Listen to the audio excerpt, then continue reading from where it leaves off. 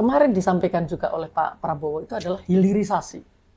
Pak Prabowo, Gibran, bolak-balik hilirisasi. Iya. Tapi luruskan tentang hilirisasi. Iya, Makan siang gratis itu bagus nggak, Bu?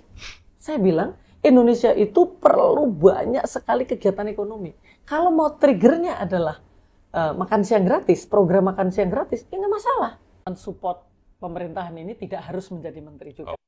Jadi kita bisa juga pada posisi-posisi lain, tetapi betul-betul harus didengarkan.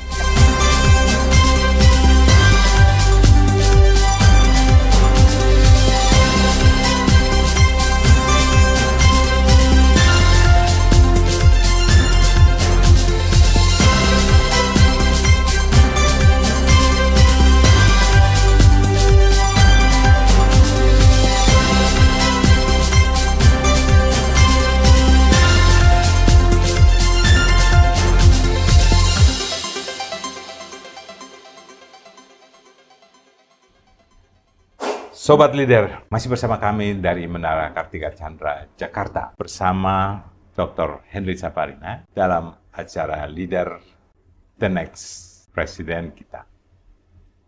Baik, Mbak Henry, Ya. saya kayaknya kalau ngomong ibu tuh kayaknya bikin orang cepat tua ya. Saya suka menyebut Mbak, kenapa? Supaya kita ini masih energik, masih punya otak, masih punya tenaga untuk menyumbang sesuatu untuk bangsa ini ya Bu ya. Ya Mbak, jadi Mbak Henry, kita lihat sebagai orang ekonomi, kita baru saja kan, kita sudah tahu presiden terpilih kita dan sudah diterima semua keputusan Mahkamah Konstitusi, Pak Prabowo Subianto dan Mas Gibran Rakabuming Raka. Mau atau tidak kita harus terima. Kita dulu dukung siapa dukung apa, tapi faktanya demikian. Untuk next 5 years, 5 tahun ini bisa dibilang lama, bisa dibilang cepat. Apa kira-kira dari perspektif ekonomi dengan janji Pak Prabowo yang begitu banyak, terutama termasuk makan siang gratis, untuk kita tetap terjaga ekosistem ekonomi kita maupun anggaran kita ini. Ya, jadi seperti tadi Bang Freddy kan sampaikan, ini proses politik. Jadi kita harus menghormati pilihan negara kita bahwa kita memilih pemimpin lewat itu. Sekarang ini betul-betul tidak hanya masyarakat saja yang memilih, yang harus memulai sesuatu itu dengan nol, kita jadi satu, tapi leadernya juga demikian. Ya, jadi leadernya tidak lagi berpikir parsial, berpikir kelompok gitu ya.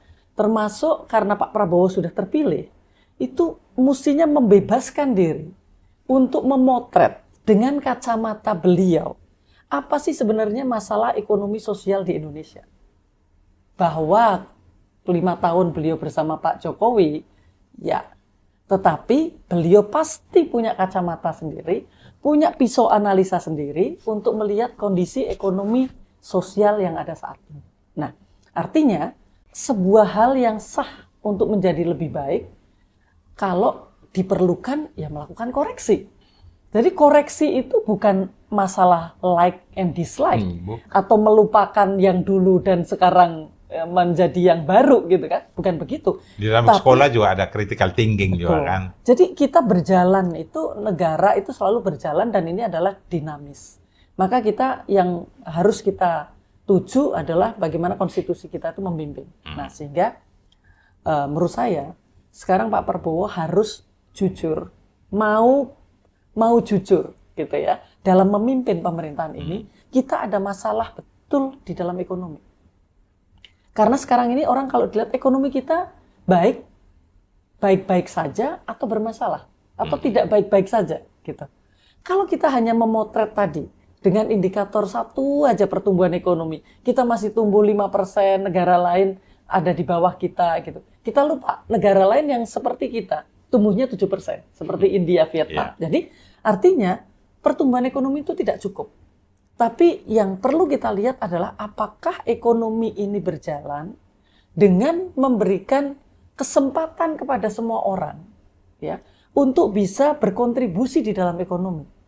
Jadi kita sudah berhasil di dalam demokrasi politik. Tetapi apakah demokrasi ekonomi kita ini juga sudah berhasil? Kalau dalam politik semua orang itu one man one vote, ini di dalam ekonomi harusnya setiap orang juga punya kesempatan untuk ikut berproduksi secara ekonomi dan menikmati hasil ekonomi. Itu sangat mendasar pada saat beliau duduk sebagai presiden atau siapapun menjadi pemimpin. Nah, setelah itu baru kita lihat betapa sekarang ini di Indonesia kita pertumbuhan ekonominya itu relatif rendah dalam kondisi era emas. Karena dulu itu kita pernah 7%, 8%, turun 6%, turun lagi menjadi 5,3%. Sekarang hanya 5%. Padahal era emas ini harusnya kita di atas 6% bisa tumbuh. Nah, jadi kalau begitu nomor satu dong, kita mesti koreksi pertumbuhan ekonomi. Siapapun yang bilang bahwa kita cukup 5%, itu tidak bisa kita dengarkan. Pak Prabowo bahkan mentionnya 12%, 8%. 8% ya. Tapi menurut saya, tetapkan target itu, tidak perlu kita kritik, tapi kita memang punya ruang untuk lebih dari 5%. Artinya dia tahu bahwa kita harus bisa. Kita harus bisa melakukan itu. Nah, pasti dia pilih orang-orang yang memang harus bisa eksekusi itu ya. Ya, itu yang penting. Jadi kalau sudah meyakini bahwa kita itu memang maksimal hanya 5%, selesai deh negara ini gitu. Nah, jadi itu yang pertama. Kemudian yang kedua, kalau begitu PR yang selanjutnya apa? Kesenjangan di kita ini luar biasa. Orang mungkin laporan BPS itu sekarang ini yang menganggur itu sangat rendah. Iya. Ya, mungkin hanya sekitar 4 juta gitu ya. Yang lain bekerja. Tapi ternyata kalau kita sisir lagi, mereka yang bekerja di sektor informal, which is tidak cukup untuk memenuhi kebutuhan dirinya sendiri, itu jumlahnya sangat besar, lebih besar daripada yang bekerja secara formal. Artinya ini ada masalah nih. Kenapa orang itu tidak bisa sejahtera? Karena memang dia tidak punya kesempatan untuk bisa bekerja mendapatkan tambahan income-nya. Nah, kalau ini menjadi fokus, itu saja. Mau lewat sektor apapun menurut saya oke. Jadi sekarang kita harus melihat people saya, kan Pak Prabowo selalu gitu ya. My people. Oke, your people sekarang ini. 56% itu pendidikannya SMP ke bawah. Artinya SD dan tidak sekolah gitu. Ya, 56%. Jadi tolong didorong sektor-sektor yang membuat kesempatan bagi mereka untuk bisa terlibat melakukan atau menciptakan produksi ekonomi. Kalau nanti yang dibangun yang SD SMP ini tidak bisa ikut, maka kesenjangan itu akan makin lebar. Nah, sekarang ini 9 juta anak tidak bekerja dan tidak sekolah. Artinya ada anak muda yang mereka perlu untuk dibuatkan aktivitas ekonomi. Gitu. Nah, jadi kalau fokus di situ, maka pilihan sektor-sektor yang akan dibangun itu juga sesuai yang kita miliki, Bung. Misalnya 40% orang bekerja di pertanian. Mau tidak mau, era Pak Prabowo ini harus mengelola pertanian itu dengan bersungguh-sungguh. Tentu tidak boleh melupakan tentang green-nya. Ya, harus sustain, tidak boleh menafikan teknologi, bahkan teknologi harus di-embrace, harus diadopsi untuk meningkatkan produktivitas gitu. Tapi sektor pertanian itu kan hilirnya banyak. Jadi kalau Pak Presiden Jokowi itu sudah membuat hilirisasi tambang mineral, nah ini saatnya Pak Prabowo untuk membuka untuk sumber daya alam yang lain untuk dibuat hilirisasi secara masif. Gitu. Nah, judulnya apa? Tentu industrialisasi. Tapi industrialisasi yang punya backward linkage. Artinya sumber-sumbernya tadi, itu juga kita bisa kembangkan, tidak industrialisasi yang bahan bakunya itu dari impor. Dan juga setelah itu adalah siapa yang akan ikut. Dari itu yang saya kira yang statement Pak Henry ini, bahwa kita mau jadi leader apa jadi penguasa 5 tahun. Ya, betul. Presiden itu kan jabatan. Wali kota, gubernur, sampai semua itu jabatan. Tapi apakah Anda mau dikenang sebagai pemimpin atau sekedar pejabat? Pejabat. Kalau pejabat kan menurut kita ya, itu bekerja di lingkaran roda pedati itu. Seharusnya pejabat itu juga pemimpin. Iya, seharusnya pejabat itu pemimpin, artinya bisa national interest mampu nomor satu. berpikir national interest yang kadang-kadang tak terjangkau sehingga harus look out of the box. Ya kan? Betul. Sehingga nanti yang terjemahin itu ada kampus, ada ini mengkaji kan, semua sibuk mengkaji pemikiran dia itu. Dan kampus nggak boleh kalau memang pemikirannya itu nggak nyampe, itu harus bilang nggak bisa Pak, belum saatnya kita eksekusi ini. Kita tentu harapan kita adalah mimpi besar tadi untuk menjadikan Indonesia itu betul-betul negara yang kuat gitu ya, disegani, itu akan diimplementasikan itu pada saat sekarang ini beliau ada di situ. Nah ini yang kita harapkan itu. Untuk itu memang ada prasyarat. Ya. Tadi Bung Freddy kan menyampaikan bahwa kita perlu masukan, perlu nasihat, perlu ada koridor yang itu diberikan oleh orang lain, sehingga kita memerlukan presiden yang membuka diri terhadap itu. Ya, jadi ada pemikiran baru, menurut saya mending diundang. Kenapa menurut kamu kok bisa kayak begini? Ya kan, itu yang harus artinya itu tidak merendahkan beliau, tapi justru membesarkan beliau. Kita ingat zaman Pak Harto dulu, demikian berkuasanya beliau. Tapi ekonit yang sangat keras waktu itu, kami dipanggil oleh presiden. Termasuk juga kepada media yang justru kalau ini media itu silahkan sampaikan yang saya belum tahu. Gitu. Semuanya itu memang kan punya tujuan jauh, ya kan? Sehingga satu jalan dia bilang, kita harus bersama-sama. Nggak boleh ada satu musuh terlalu banyak, gitu kan? Jadi kalau misalnya sekarang saya ditanya, makan siang gratis itu bagus nggak Bu? Saya bilang, Indonesia itu perlu banyak sekali kegiatan ekonomi. Kalau mau triggernya adalah makan siang gratis, program makan siang gratis, ya nggak masalah. Yang penting adalah dana yang sangat besar untuk mendukung makan siang gratis ini digunakan untuk mendrive berbagai kegiatan ekonomi, terutama kelompok bawah tadi yang memiliki kesenjangan. Kelompok lokal itu yang jadi harus ada terlibat. Approach, ya, pendekatan yang berbeda di dalam pembangunan ekonomi ini. Ya, jadi kita tidak hanya pentingkan orang miskin atau orang yang kurang mampu diberikan tambahan gizi, tetapi orang kelompok bawah UKM itu diberi kesempatan untuk terlibat di dalam ini. Masalahnya di dalam mindset orang-orang ini kan project. Duit 70-an triliun itu dilihat, wah ini project besar ini. Kita nggak usah kerja, udah bikin kita.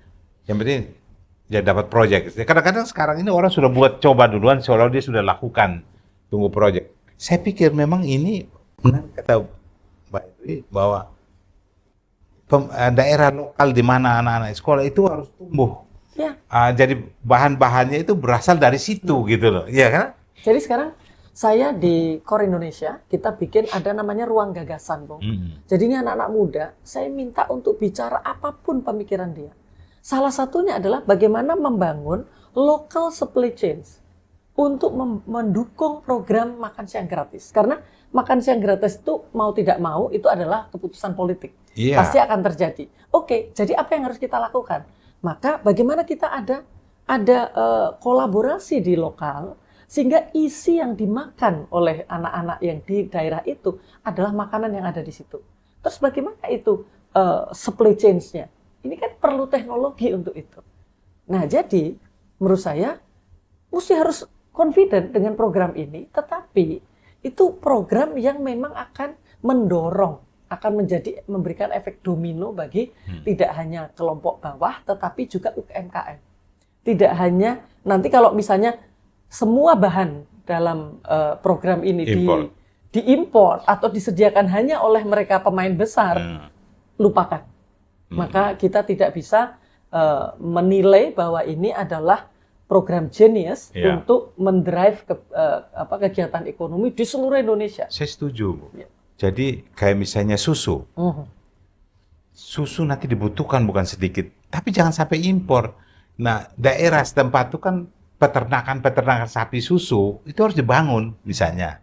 Jangan hanya potong aja sapi daging aja, tapi yang memproduksi susu. Karena kita dulu minum susu asli itu malah lebih bagus daripada susu yang sudah kaleng-aleng dari mana itu kan. Dan impor semua juga, kan. Sekarang gini Bung Freddy, jadi ini kan kita perlu masa transisi. Tadi kita bicara bahwa kita ada deindustrialisasi yang demikian parah. Tadinya 32%, sekarang 18%. Artinya kalau kita membalik, tiba-tiba Pak Prabowo menjadi presiden dan kita tiba-tiba industrialisasi langsung terjadi, itu tentu tidak mungkin. Karena terlalu lama. Berarti kita mesti letakkan basis kembali. Harus ada transisinya. Apa kebijakan transisi? Seperti tadi misalnya, oke, kita belum bisa susu deh. Belum bisa susu sapi. Terbuka ke rakyat aja ya. Nah, tetapi kan ada susu kambing. Ya. Ada juga susu kedelai. Ada juga susu yang lain. Sehingga bahwa gizi itu tercapai, tetapi dengan produk-produk lokal. Itu yang harus menjadi pendekatan utama. Nah, kalau itu yang ditetapkan oleh Presiden, maka itu akan masuk di dalam RPJMN dan kemudian akan masuk di kementerian-kementerian. Akan seperti itu. Nah, saya ingat masa susah itu, sehingga anak-anak saya ingin mereka makan karena nggak ada yang gratis. Maka makan siang gratis itu harus menjadi stimulus untuk orang bisa mancing sendiri. Ya. Untuk kita bisa bangkit, itu orang miskin yang dikategorikan orang miskin harus bekerja. Iya. Bekerja apa saja. Apa saja. Tinggal pemerintah yang mencarikan apa yang harus dia kerjakan. Pemerintah yang harus membeli produknya, maka dia kemudian akan ada semangat untuk entrepreneur. Nah, yang sekarang ini era Pak Prabowo ini akan sangat berat. 50% penduduk itu adalah milenial. Bahkan Gen Z. Iya, mereka dan mainnya Gen Z HP itu semua. Katanya itu tidak punya kemauan keras untuk bekerja keras. Dimarahin aja marah, nggak mau. Tapi menurut saya itu tergantung sistem. Ya, misalnya gini, dia hanya main HP atau dia bekerja di sektor pertanian, tetapi apa yang dia kerjakan ada pembelinya dan kemudian mereka mendapatkan cuan, ada profitnya. Pasti dia memilih ini karena ada dignity di situ. Saya pernah berpikir. Nah, itu mungkin yang model-model seperti itu. Betul, saya pernah berpikir begini, Bu. Kalau proyek, jalan, segala macam, kalau kita punya negara yang gotong royong, satu desa itu jalan rusak, uang proyek itu bagaimana supaya bisa dipertanggungjawabkan itu, kasih mereka yang tangani gitu loh. Rakyat itu bergotong royong. Di kampung tuh terkadang mereka bangun rumah sendiri, tak tahu hanya potong sapi atau kambing, sore pagi siapin alatnya, semua sudah tutup, semua jadi rumah. Ini kan sifat dasar orang Indonesia ya, di mana-mana kegotong royongan. Kita ingat kata-kata Pak Prabowo yang bagi masyarakat itu sangat melekat, itu bocor, ya kan? Bocor. Nah, itu kan artinya beliau paham bahwa ada kebocoran di sana sini. Nah, bagaimana cara beliau dengan pendekatan beliau semestinya untuk bisa menyelesaikan masalah kebocoran itu dengan lebih wise ya, karena praktek-praktek yang tadi Bung Freddy sampaikan itu praktek yang sudah di pusat dan di daerah, di Jakarta maupun di daerah-daerah seperti itu kan banyak sekali. Nah, ini saatnya menurut saya untuk mengajak semua orang itu untuk concern bahwa ini masalah bersama nih. Gitu. Kita tuh bisa aja menjadi negara nomor 10, nomor 5 terbesar dari sisi PDB, tetapi kita tidak punya martabat. Nah, padahal itu yang harus dibangun mestinya. Saya kira Tuhan mengizinkan Pak Prabowo untuk memimpin Republik ini, untuk dengan segala kelebihan dan kekurangannya, tapi yang kita lihat bahwa keberanian dia untuk menyampaikan di bukan forum nasional saja, di luar negeri saya kagum melihat dia pidato dan berani menyampaikan sangat diplomatis dan tidak ragu dan semua, karena itu wibawa. Dunia mengakui diplomasi kita kalau berwibawa. Memang itu yang perlu kita kembalikan ya. Dan semestinya ada caranya. Bukan berarti kondisi yang sekarang terjadi ini kayaknya tuh kita, waduh, apalagi yang mesti kita lakukan? Banyak yang mesti kita lakukan tadi. Jadi misalnya nih, Bung ya, Pak Prabowo menghentikan dana desa yang selama ini digunakan untuk infrastruktur, bikin jalan dan kantor kelurahan dan sebagainya. Kita moratorium ya, 10 tahun sudah cukup untuk itu. Betul. Sekarang kita gunakan itu untuk membangun industri desa. Itu Nah, keren. jadi kalau satu desa itu ada 1 miliar dapat dananya, kalau kita ada satu kecamatan ada 20 desa, 20 miliar. Uang banyak di desa itu Iya. uang besar sekali. Artinya, kalau misalnya di daerah-daerah timur yang mereka memiliki rumput laut, dia kemudian tidak hanya menjemur, tetapi menjadikan tepung, yang punya kelapa di daerah yang lain, mereka dijadikan juga tepung kelapa, tidak hanya koperanya yang diekspor, itu luar biasa. Akan ada gerakan ekonomi yang luar biasa. Kalau gerakan kayak begitu, Bu, saya pun mau jadi kepala desa di mana itu. Karena ada, saya bisa menggerakkan rakyat saya di desa untuk maju kan itu. Ini kan yang dibutuhkan leadernya. Betul. Ya, jadi Pak Prabowo, saya berharap tuh beliau nggak perlu turun, tapi perintahnya itu sampai ke bawah, dilaksanakan. Jadi memang sekarang ini mungkin yang kemarin disampaikan juga oleh Pak Prabowo itu adalah hilirisasi. Pak Prabowo, Gibran, bolak-balik hilirisasi. Iya. Tapi luruskan tentang hilirisasi. Iya, mesti diluruskan. Bahwa hilirisasi itu, kalau yang sekarang ini terjadi, memang ada hilirisasi. Tapi terlalu padat modal, tidak mampu menyerap tenaga kerja yang banyak, gitu, dan tidak mampu membangun industrinya. Karena hanya 1 step, 2 step, setelah itu diekspor. Nah, sekarang hilirisasi Pak Prabowo dan Pak Gibran ini harus hilirisasi yang bisa membangun sampai industrinya. Jadi hilirisasi tidak hanya tambang loh, banyak yang lain. Betul. Hilirisasi Saya kira produk mereka udah laut, ngomong juga. hilirisasi pertanian gitu. Inilah saatnya menurut saya ya, Bung ya. Jadi kalau mau menggerakkan termasuk juga kampus-kampus. Jadi kampus-kampus yang ada di timur hanya menyediakan inovasi-inovasi Betul. untuk membangun ekonomi di daerah sana. Betul.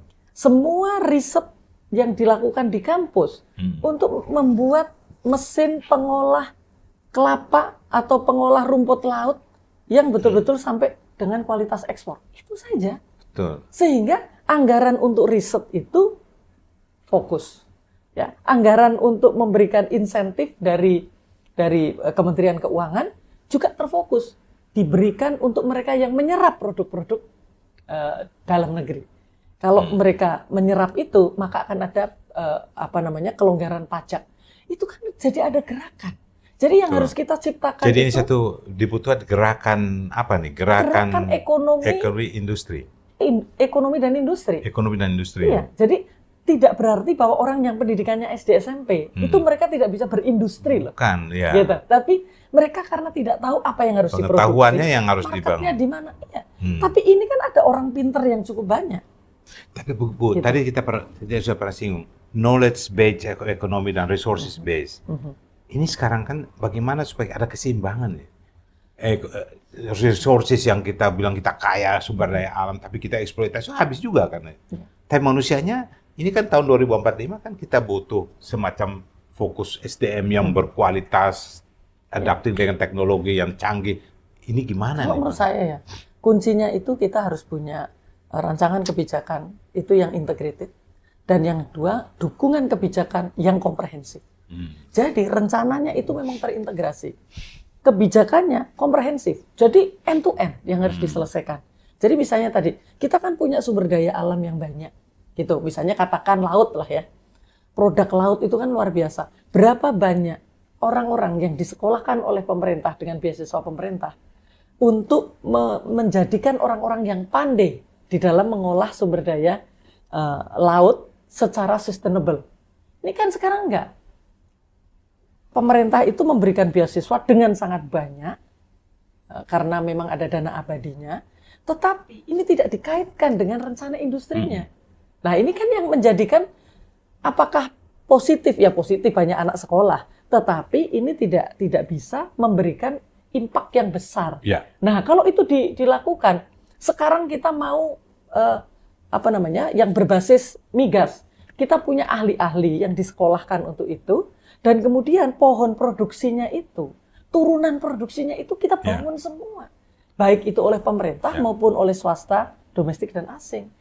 Bu, kan di Eropa, saya kadang-kadang kalau ke Eropa tuh lihat di pertanian di Eropa itu, di sampingnya ada pesawat, bukan mobil, tadi pesawat kecil, ada mobil, ada kuda juga. di depannya sawah, ada. Kadang-kadang saya bayangin Indonesia tanah luas banget, ya kan? Kenapa? Dan kita tidak bangun misalnya di industri pertanian saja, menciptakan sampai kita swasembada, sampai ketahanan pangan, sehingga nggak ada ekspor impor beras, memalukan sekali ya kita. Ya, jadi memang gini, pertama itu kan kita sepakat bahwa leader lah yang harus menentukan political ekonomi pertanian kita. Arah jalan apa. Leader itu mau kemana nih? Politik ekonomi energi kita seperti apa? Politik ekonomi industri kita seperti apa? Itu yang harus pertama kali. Jadi tadi kalau kita bicara kenapa di Eropa? Ya karena di Eropa kooperasinya juga maju. Kenapa maju? Karena memang ada yang diurus, gitu. Dan pada saat terjadi krisis Eropa 2008 itu, APBN itu digunakan untuk menyelamatkan pertanian itu 40%. Jadi kan fokus karena menjadikan pertanian itu adalah sektor strategis.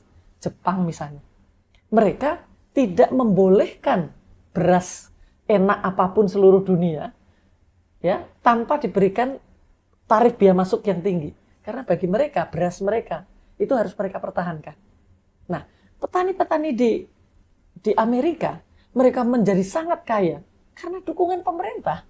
Dia harus menguasai produk pertanian dunia, mau petani kedelai, mau petani biji-bijian minyak yang lain, itu karena memang itu dijadikan strategi nasional bahwa kita harus menjadi leader di situ. Nah ini kan kita nggak ngerti, kita mau menang di mana nih?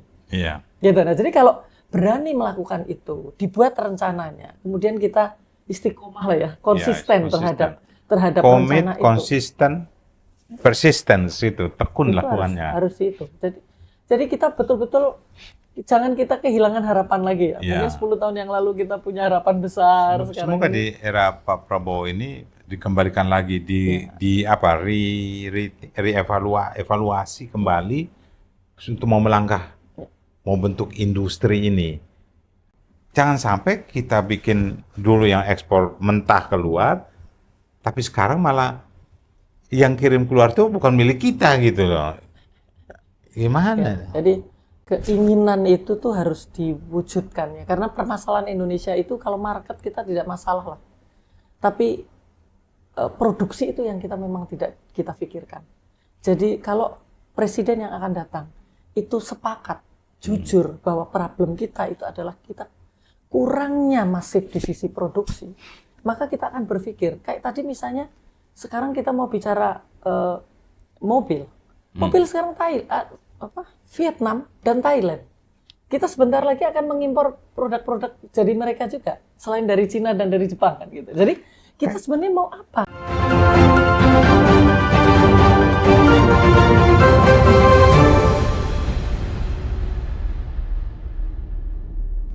Dr. Henry Saparini, tadi kita sudah bicara panjang lebar ya. Betul. Tapi saya ini pertanyaan mungkin sangat krusial. Ibu dekat dengan, saya kira bukan baru, dari zaman Promega, Ibu tim ekonominya saya tahu bagaimana memberi masukan pada Pak Prabowo, dan sampai hari ini Ibu masih konsisten. Kira-kira Pak Prabowo ini berubah nggak sih sikap soal apa yang dia janjikan tuh, kira-kira beliau akan laksanakan? Kalau sejauh saya kenal ya, sekian tahun yang lalu, dengan apa yang beliau sampaikan di berbagai kesempatan, saya rasa masih tetap. Mimpi beliau itu masih sama. Mau menguatkan ekonomi kita, mau menguatkan pertanian kita, itu masih sama. Sama ya? Masih sama. Jadi itu menurut saya harapan kita bahwa beliau itu kalau besok sudah memimpin, mimpi-mimpi itulah yang akan diimplementasikan. Nah, kalau Ibu diminta sebagai salah satu pembantunya, Bu Henry sebagai seorang ekonom, kira-kira mau milih membantu di bidang apa? Ya, pertama tentu ya kalau kita ini kan tidak. Maksud saya begini, apa aja dikasih, yang penting menteri, atau Ibu minta menteri mana yang Ibu pengen eksploitasi? Ya, bahkan menurut saya ya mensupport pemerintahan ini tidak harus menjadi menteri juga.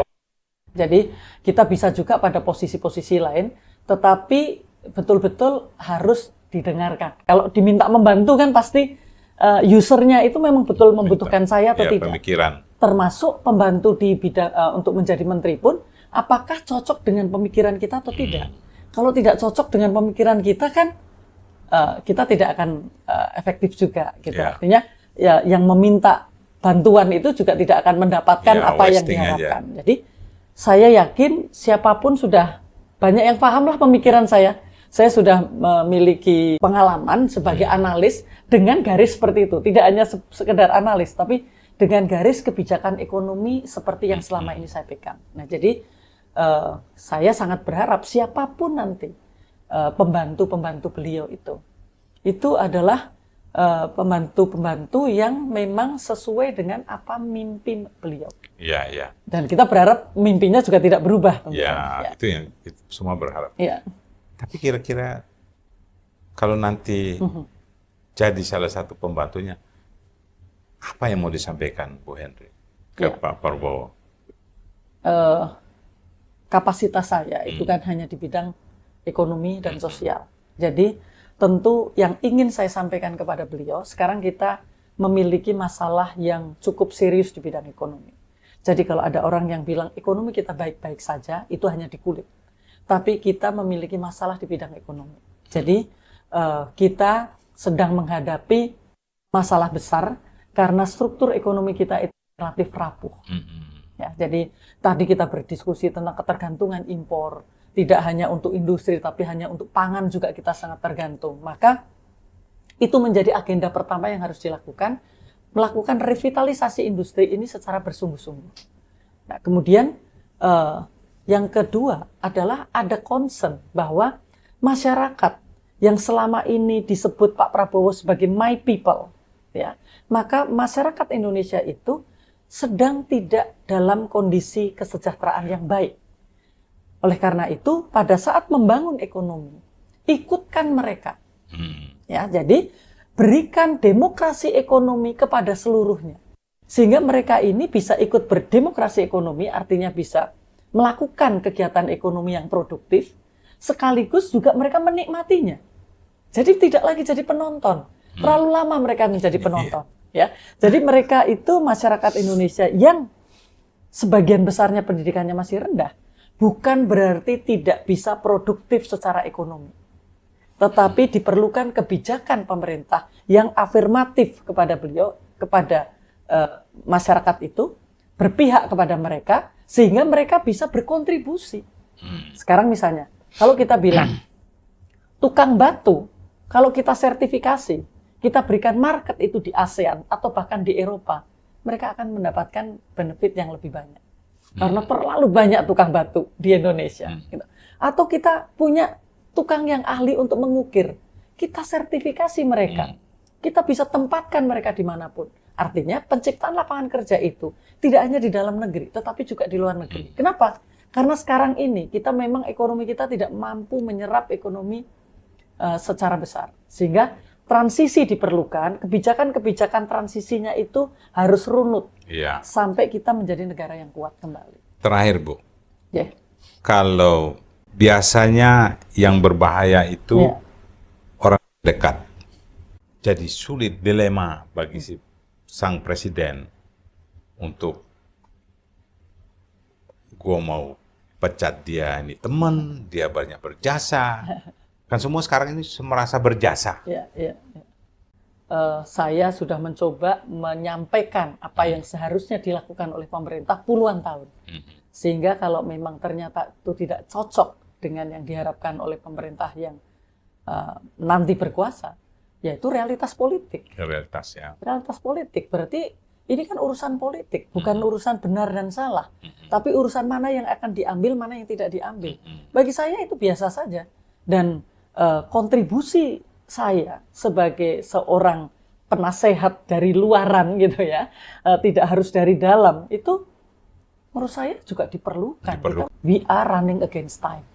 Jadi kalau kita mau bicara waktu emas kita, itu sebenarnya tidak sampai 2030, tidak sampai 2035. Jadi setelah itu, begitu kita masuk pada era aging population, pilihan kita tidak banyak. Jadi memang era Pak Prabowo ini menjadi era yang sangat menentukan.